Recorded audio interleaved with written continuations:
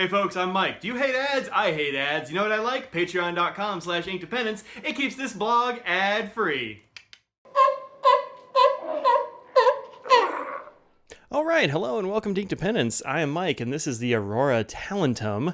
You've seen the quick look, sort of unboxing of this a little while ago, so I'm not going to belabor packaging or whatever. This is the Talentum fountain pen, and this is the satin with ruthenium trim. This has a couple of different names depending on where you go. It is called the Full Black on the Kenro Aurora site. It is called the Black Ops on other websites. So, I don't know, pick your favorite name that has black in there and you'll probably hit it pretty close. You have this nice black leather box in here. Very nice display box. It says Aurora stuff on the inside since 1919. You've got the saying it's a 14 karat solid gold nib. You take the pillow out. You have a couple of things in here. One is an instructional booklet with warranty stuff in there. You also got a couple of cartridges. These are proprietary cartridges. They go with their proprietary, cartridge converter system. This is a cartridge converter pen, and so you can't just throw any old standard international cartridge converter in there. But this comes with both, so you don't need to. All right, let's close. Oops, put this back in there. Zoop. Close this guy. Very nice solid box there. And then here's the pen. Let's get closer. Okay, so this is the Aurora Talentum. I'm going to call it the Full Black, which has a satin resin body and cap with ruthenium hardware. So furniture, whatever you like to call it, cap band, clip, and finials are all ruthenium trim. These are nice. Ruthenium's like this sort of, not quite black coating. It's like a metallic gray, and it looks really cool if you ask me. There are a bunch of other Talentum models. I think this is hands down the best looking. They have them in like pink and yellow, and there's like a slate blue that's kind of cool, but a bunch of those have the chrome cap, and I really think that this is the best looking of the Talentum series. So I'm glad they finally got this out here. Also, there's a rubber version. I haven't ever seen the rubber version in person, I don't think, but it sounds a little bit odd. So as far as details, you have a very nice clip on here. It's got a big ball on the end. It's very usable. It's pliable enough, but still pretty stiff. You can totally get it on some, a shirt pocket if you want to. I always carry this in a pen sleeve because it's not mine, and these are a little bit spendy. We'll get to price here in a little bit. On the front of the cap band, it says Aurora. On the back of the cap band, it says Italy. And aside from that, there is no branding on this pen, which is very nice. The finials are all blank, top and bottom, just sort of a nice matte polish. When you open it up, I'll put this aside. All the weight in this cap, by the way, is back here in the back. So if you post it, it does get a little bit back heavy. This is what it looks like unposted and uncapped. You have a pretty nice section here, which has got a diameter of about 10.5 to 12, depending on where on here you grip. So if you're up here, it's 10.5. Up here next to this nice flare, which really keeps your fingers in a good place. I like this flare. It happens to be in the right place for me. But if you hold it a little bit further back, that's okay too. You'll just get a bit wider section. Also, the ruthenium ring here. Now, if this was an 88 or something, you'd have an ink window in here, but this is a cartridge converter pen, so no ink window. You can also see that the nib is nicely blacked out. Let's go ahead and take a closer look at the nib. All right, so here's the closer look of the nib. And I think this is a very pretty nib. Aurora nibs are always good looking to me because they have this nice shoulder that wraps around the feed. These are ebonite feeds, by the way. And if you're curious about what size nib you have, you look at the bottom of the feed. You can see there it says M. I'm not actually sure how well that wears. I haven't had an Aurora long enough to see if this wears off or not. But I kind of don't know. I haven't seen one wear off yet, so maybe it's kind of inscribed in the ebonite or something. I don't know, but definitely shows up. You also have all the regular information that you would have on a nib. So it tells you it's a 14K. It tells you, that it's an Aurora. It's got the scroll work, all that jazz. But no size on the nib here. It's also got like a little bit of a brown cast, and I think that's probably just from some ink drying on the nib. Gives a little bit of a shine or a sheen to it, and I think it looks rather nice. Since we're close up, we can look at the cap threads. If you hold way back on the threads, these are still very comfortable because they're such small, neat threads. If you open it up, you have metal threads and such here, which actually puts a good amount of weight in the section. Here is the converter, pretty standard converter here. Let's go ahead and take it out. There you go. Pretty standard, and actually kind of out of ink in this converter, it turns out. Getting close anyway. I've had this pen for about a month, and so I've been playing with it for that amount of time, so I do have some experience with it. And it's a very, very comfortable pen. If you're a person that likes an Optima or you like the Aurora 88, this is going to be in your wheelhouse as well. It's just a different sort of cap and body style, but holding wise and ergonomics wise, it's effectively the same. So different filling system than those two, which are piston fillers, which I mean, I know a lot of people say that in this kind of price category, which is around $400 on the street, you need to have a piston in there. And I'm just not really in that group. I am perfectly fine with having a converter. In fact, I prefer that because I don't want to clean out pistons all the time. It's kind of a pain in the butt. And this is a piston. It's just a piston you can take out and put a converter in instead if you're a converter sort of fan. So I don't really think there's any drawback to the converter aside from that it doesn't hold as much ink as a piston does. But this is a big enough converter, and it seems to hold enough ink for me. So, your mileage may vary, but for me, this is a good, easy filling system to maintain. All right, let's take a look at this next to a whole bunch of other pens, do a writing sample, and that'll be it. Okay, so here's a whole tray full of pens, and here in the middle-ish are a couple of Auroras that we definitely want to take a look at. So, just going from the left to the right here, we have this is a Conalea Monarchia next to a Franklin-Christoph Model 2, the Franklin-Christoph Model 3, the Pelican M800, the Sailor 1911 Large. Next to it is a Platinum 3776. This is the venerable Lamy 2000 that you'll probably have heard of or maybe even have. It's a great pen. This is the Diplomat Aero with the factory finish. Here are the two Auroras. This one's the Talentum that we've been looking at, and this is the 88. The 88 is just a smidge shorter, but otherwise very similar in size. You've got the 1911 from Sailor. This is the standard size. This is a Ryan Krusak L14. The Sailor Pro Gear, the Faber-Castell Andorro, and the Franklin-Christoph Pocket 66. So while there is a fair, let's make sure these are all even. Yep, there we go. While these are all very similar, sorts of sizes, the difference between here and here is about a ½ an inch in length.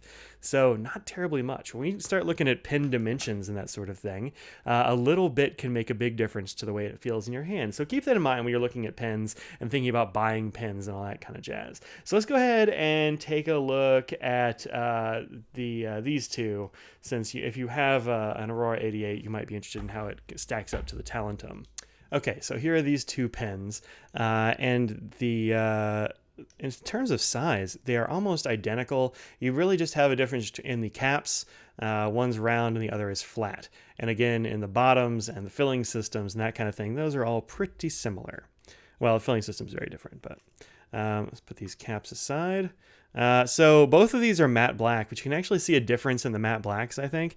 And I was thinking maybe it was because this one has just been used longer, but they do look different to me, even after having been used for about a month with this Talentum. So with the 88, you have a piston filler, and so you have an ink window here above the waist of the pen, right here above the section, right after the threads, and here you just sort of have a blank area. So that makes me think that maybe you could do a piston filler with this, and they just haven't. They've sort of left the design detail there, because the distance, like there's just a blank area instead of an ink window, which is kind of interesting if they would keep those the same. Maybe they just make the caps the same way, something like that. I'm not sure. Well, let's see if they fit. Actually, yeah, the cap does fit. So maybe they just maybe they took some shortcuts and made these two pins very close together so they didn't have to change the machinery too much, which makes total sense to me. The nibs are the same on these, both 14 karat nibs, except one is rose gold and the other is the black ruthenium trim, or coating, I should say. You also have an extra little ruthenium band on the Talentum that you don't have here on the 88, but in the hand, they are incredibly similar. They basically feel the same, I think. Well, maybe there's a bit of a difference in the shoulder. I think the 88's shoulder might be a little bit curved, like a little more curved now that I'm holding it, but they do feel about the same ergonomically, lengthwise, weight-wise. Most of the weight is kind of down here in the Talentum. Talentum might have a couple of like an ounce or something on here. I don't have a scale, so I can't give you weights, but very, very similar sorts of pens. So if you like the way the 88 feels in the hand, you're going to like the way the Talentum feels in the hand, is what I'm getting at. All right, let's take a look at some stats right quick. So capped, you've got about a little over 5¼ inches, just shy. Uncapped, similar sort of length. You don't lose much when you uncap it, actually. Posted, though, is over 6 inches. 6.3 is what I have here, and that's kind of a guesstimate because my caliper actually only goes to 6.08 inches, but yeah, that's kind of that's a limitation you live with. And then in the pocket, this is the pocket depth, slightly under 5 inches. So you'll need to have a pocket that's about 5 inches deep to carry this guy in your pocket.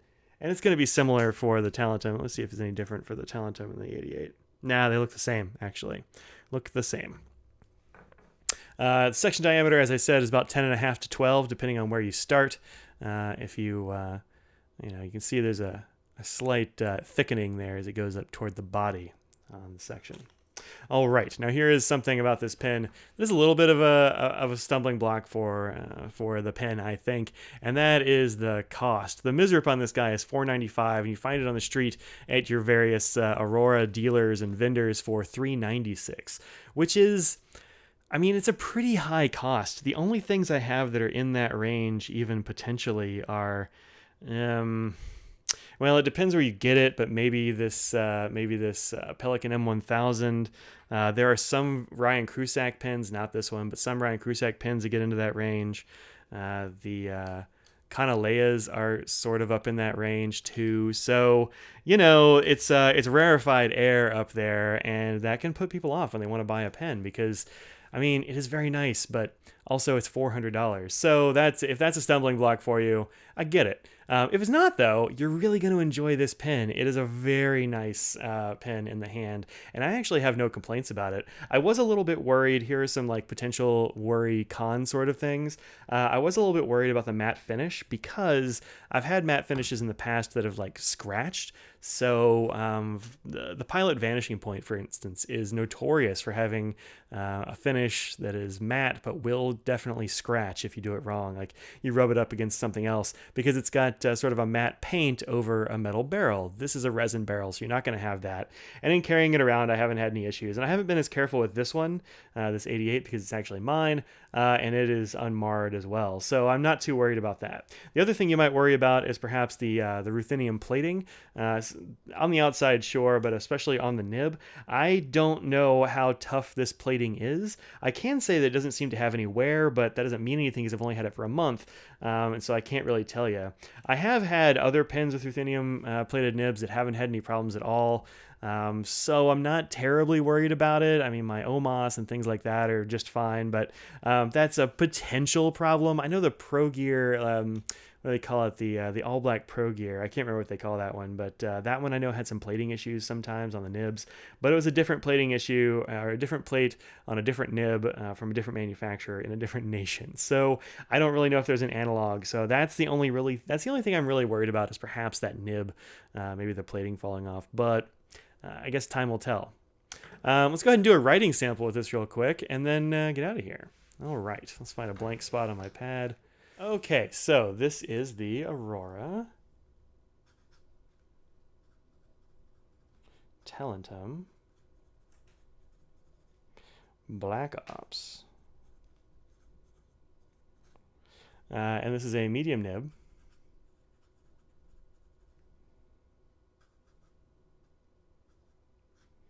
It's actually it's got a pretty wet flow to it.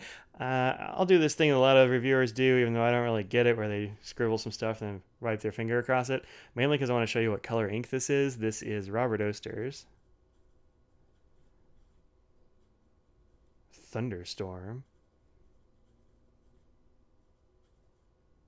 ORM, there you go, which is a beautiful, very, very dark blue ink. And I think this nib is actually pretty wet. I haven't tried this ink in other other pens, but knowing how Robert Oster inks feel and knowing how it's behaved in this pen, I'm going to say this is a fairly wet nib now. Now, here's the thing about this pen that I ought to tell you. Even though it's not going to be an issue for you, I did get a bum nib on this one. The plating, the tipping on it was a little bit weird, and so it didn't write particularly well, and I gave it to a friend of mine who is a professional nibsman, and they fixed it right up. It was not a hard fix, and I know that Aurora would have replaced it, or Kenro would have replaced it.